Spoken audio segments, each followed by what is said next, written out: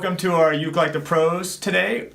This is our Words of Wisdom, where I'm going to be sharing with you some of my personal experiences in the over 25 years in the music business, thoughts on my mind, or anything else that comes up. I am Terry Carter. Thank you for being here. I just like to take these lessons, and these happen live on Sunday, to just kind of talk a little bit about these different topics that come up during the week. And I do have a fairly one that I know a lot of people are interested, which is intellectual music property that can also cross over into copyright laws and stuff like that. Before I get into that, just want to remind us that we have a Dominate the Major Scales workshop coming up this coming Wednesday. And as of today, it's September 20th. When you may be watching it later, but that's when it actually takes live. If you miss it, don't worry. You can still get that workshop at ukulelethepros.com. But it should be a really cool workshop. I'm using a new program called Zoom. I should be able to see everybody in the workshop, and it should be a lot of fun. So check out ukulelethepros.com for more information on that. So I had a couple things I wanted to talk about today. Wasn't really sure what direction I wanted to take it in because I had two topics, but I decided on this intellectual music property topic for today. And it has to do with an email I received from one of the Uke Like the Pros members. And I get quite a bit each week, which I love reading. Gives me some feedback on things, and just kind of keeps me current with all the members. And the topic was, well, actually it wasn't a topic of this email, it was just a sentence in the email was saying that this person with no names, I mean it's not, that's not important, was noticed that someone in town, and I don't even know if it was at the local music store or whatever, was using the Uke Like the Pros materials as teaching materials. So these are things that maybe somebody picked up on the master class or somewhere else, maybe on some of my courses or memberships. As you know, I allow the music to be downloaded so you can print it out, take it with you, or whatever you need to do. And I wasn't even sure what materials it could have been. I didn't actually get into that, but it got me thinking about this, and I do appreciate the heads up on stuff like that, because we are in a very interesting time with the internet and how easily things are shared, PDFs, links, YouTube videos, that kind of stuff. Even if you try to make something private, how there's ways around it, or people find ways around to still share stuff. So, we're in a very interesting time for digital content because of that. And so, maybe you were thinking, well, maybe I'm really mad, someone's out there using your material to teach others, and I guess essentially profit off of it.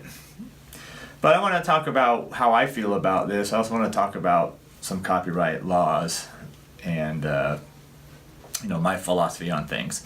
So with any kind of paid courses or memberships that I do, you may notice that I am real cautious of copyright stuff of others, mainly because I'm an artist and I do look out for that stuff. So in any kind of the paid stuff that I do, I don't include copyrighted material, which essentially is copyrighted lyrics or something that can be copyrighted, and melodies. Those are the two main things that can be copyrighted regarding music. And of course, recordings can be copyrighted as well. So you can't just go and use Led Zeppelin's Stairway to Heaven track anywhere you want, because that besides the song being copyrighted, that recording is actually copyrighted as well. So, so I'm real cautious of any kind of material that's copyrighted as far as melodies and lyrics are concerned.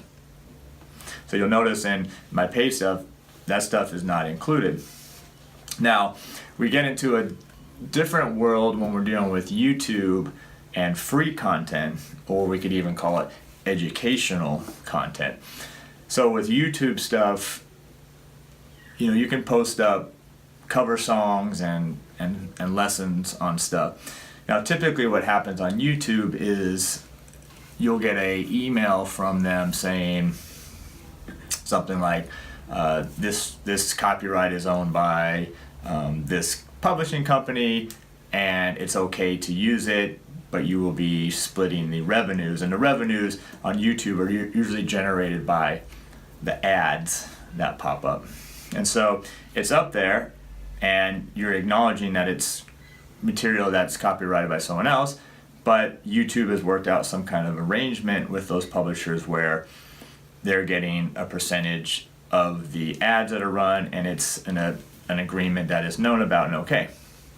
Now, certain publishers don't like that. For example, the one that comes to my mind are the Eagles.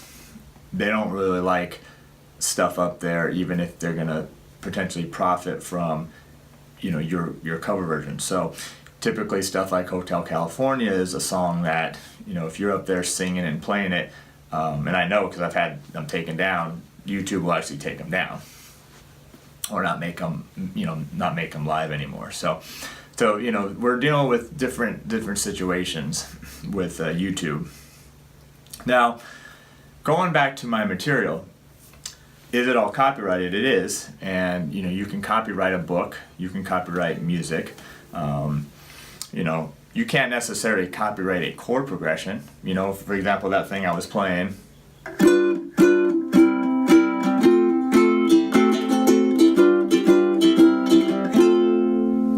You can't say that's my chord progression and nobody can use it. And that would be devastating for the business, because that is just a progression that is used in tons of different things. So that's why, like the blues, you can't copyright a 12-bar blues because it's something that is used thousands and hundreds of thousands of times. And if you could copyright it, then we'd all be screwed because you'd have one blues progression. So chord progressions aren't something that typically can be copyrighted, just as well as rhythms. You can't copyright rhythms. You can't say this drum pattern.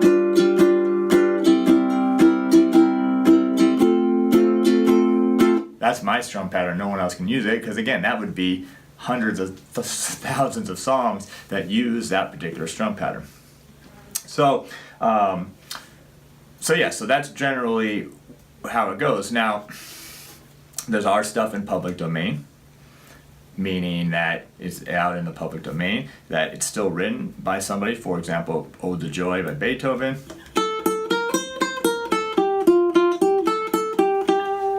Right, that's written by Beethoven, but it's past the point of copyright protection, so it's in the public domain, meaning you could do a version of Ode to Joy and put it up there and use it and sell it. You still acknowledge that Beethoven wrote it. You're not saying, oh, that's my composition, but it's okay because it's in the public domain. And a lot of classical music is, and certain songs are. So my feeling on my material being used. So I make it very accessible, a lot of my material. I do all that stuff on the computer. I do it myself. I'm very good at it. I've done it for a lot of years. I know I used to get paid very well for doing that stuff for others. So me creating charts is not something that is overly complicated or takes a lot of time. The process itself can be if you happen to learn it. So when I put stuff together, and I obviously, as you know, I make it very accessible, people are going to use it. And so my feeling on it is, I don't mind people using it. You notice I do have the Ukulele the Pros logo on it, and if it's something I wrote, it's copyrighted at the bottom. If it's something I didn't write, if I'm passing out like song lyrics, those aren't mine, so I don't put a copyright on them, and because those aren't my lyrics. Right? Those are just things that we get from the internet or you type out or stuff, so you're not acknowledging that I own them. For example, the lyrics to Closing Time. I'm not acknowledging those are my lyrics because I did not write those lyrics, so you won't see any kind of copyright stuff on those. Copyrighted by the original people who wrote it. But all the other material, it's really there if someone wants to use it for their own teaching or a group. That's fine. Where it becomes sticky is like, let's say you decide to cut my logo out. right? Or nowadays erase it or whatever you can do digitally, and then start using it as like your own. Like, hey, this is my handout. That starts to get into some sticky territory because that's falsely advertising what you do. But if you're passing out something that has my logo on it and you're giving it to another student to help learn, one, it could potentially benefit me because you see my logo and you might like it and you might want to go check out the site. So in that sense, it can help me.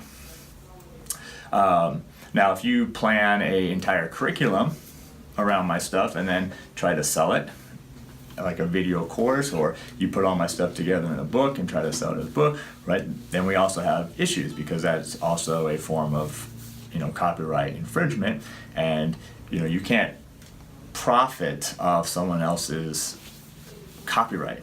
There is a educational, as I put in quotes, thing that if you're using it for educational purpose, as long as you're not selling it or profiting on it, then it can be used. And that's kind of a gray area really in copyright laws, but generally okay for the most part. So I'm not upset that people are using my material. Matter of fact, I'm happy. If it's something you like and you share it with the group, or you have a little class, that's fine. Just as long as you're acknowledging that it's something that I created, and two, although you may be profiting off the lesson itself, someone may be paying you for a lesson, you're not actually profiting off the material itself by, again, selling the material, forming a course all based around my material, and so forth. So that's kind of how I feel about it. We could get into the copyright laws for a long time and bring up cases. There was the Led Zeppelin Stairway to Heaven case was just there was a verdict on that months ago, and now it's going through some more court stuff. We had the Tom Petty, Sam Smith thing. We had, of course, Vanilla Ice and the Queen stuff. So there's a lot of copyright stuff that I would love to get into, and maybe we'll do that in a future talk. I just don't want to get into it too heavily today. So anyway, I know it's a topic that is very interesting to people. I just know it because I've been through a lot of copyright stuff with my when I used to write more for TV and different things. So I'm not an expert by many means, nor am I a lawyer, but I do know a little bit about that. So we're gonna just cut it off there. Just a little free form talking about that kind of stuff. I do appreciate everybody letting me know about stuff that's going on, and I do appreciate all the support with Uke Like the Pros, and I hope that the material is benefiting you and others becoming a better ukulele player. So we're gonna take it out here with a little jam here, and then we'll call it a day. I'll do a real quick check here just to see if anyone is live, and if there's any questions, and then we'll call it. So it's just loading up for a second, and all right, so we're good to go. So here we go.